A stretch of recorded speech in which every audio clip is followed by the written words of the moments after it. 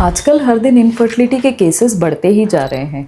ऐसे में एक बहुत ही कॉमन क्वेश्चन होता है कि महिलाओं में इनफर्टिलिटी होने के कारण क्या हैं। तो आज हम इस वीडियो में डिस्कस करेंगे कि महिलाओं में इनफर्टिलिटी किन कारणों से होती है।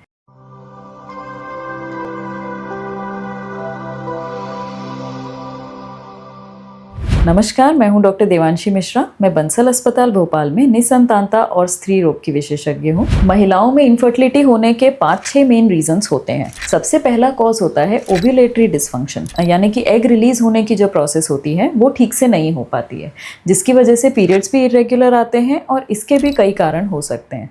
सबसे इंपॉर्टेंट कॉज इसमें होता है पीसीओडी।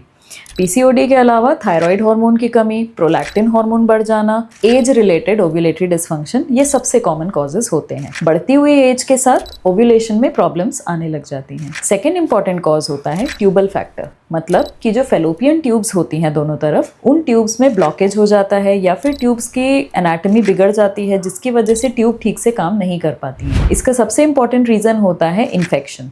तो इन्फेक्शंस जब रिकरेंट होते हैं या जैसे जेनाइटल ट्यूबरक्लोसिस होता है तब ये प्रॉब्लम आती है, या एंडोमेट्रियोसिस की वजह से जब अंदर एडहेशंस बन जाते हैं तब भी ट्यूब्स की फंक्शन में प्रॉब्लम आती है। इसके अलावा यदि कोई पेल्विस में सर्जरी हुई हो तो कई बार सर्जरी के बाद एडहेशंस बन जाते हैं, इसकी वजह से भी फेलोपियन ट्यूब्स ठीक से काम नहीं कर पाती हैं। फिर तीसरा इंपॉर्टेंट कारण होता है यूट्राइन फैक्टर, मतलब कि बच्चेदानी से रिलेटेड समस्या। तो बच्चेदानी में कई बार फाइब्रॉइड, जो इसको कि हम गठान कहते हैं, वो गठाने बन सकती हैं।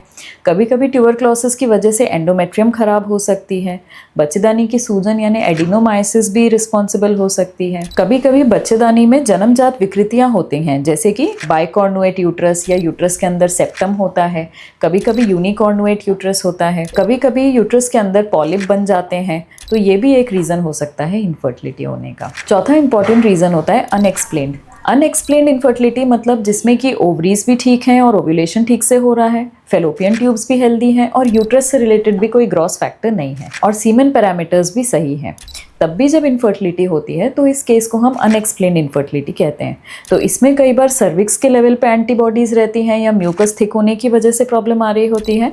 कभी कभी इसमें इम्प्लांटेशन में प्रॉब्लम आती है क्योंकि कोई अर्ली स्टेज एंडोमेट्रियल डिसफंक्शन हो रहा होता है, या फिर कई बार पेरिटोनियम से रिलेटेड फैक्टर्स होते हैं। तो इन सभी को क्लब करके अनएक्सप्लेन्ड इनफर्टिलिटी की कैटेगरी में डाला जाता है। इसके अलावा कई बार लाइफस्टाइल डिसऑर्डर्स की वजह से, जैसे कि बीएमआई बहुत ज़्यादा हो, जैसे मोटापा बहुत अधिक होने की वजह से, मोर देन 35 बीएमआई यदि होता है तो, और या फिर जब बॉडी वेट बहुत कम होता है, 18 से कम बीएमआई अगर हो जाए तब भी ओव्यूलेटरी डिसफंक्शन हो सकता है। इम्प्लांटेशन में प्रॉब्लम आ सकती है। इसके अलावा कुछ लोगों को जिनको ऑटो इम्यून डिजीजेस होती हैं उसमें भी इम्प्लांटेशन में प्रॉब्लम आती है। कई बार खून गाढ़ा होने की टेंडेंसी भी हो सकती है, जिसको थ्रोम्बोफिलिया कहते हैं। उसमें भी एट टाइम्स प्रेगनेंसी के साथ इश्यूज हो सकते हैं। और इसके अलावा कुछ और लाइफस्टाइल फैक्टर्स होते हैं, जैसे कि स्मोकिंग, रिक्रिएशनल ड्रग यूज़ और अल्कोहलिज्म। तो इन जनरल ये सारी चीज़ें अवॉइड करना चाहिए और junk food, processed food, packaged food का इंटेक कम से कम करना चाहिए, ताकि प्रिजर्वेटिव्स और हार्मफुल केमिकल्स से एक्सपोजर ना हो हमारा। जितना हो सके फ्रेश फ्रूट्स और फ्रेश वेजिटेबल्स का इंटेक करना फर्टिलिटी के लिए बेनिफिशियल होता है।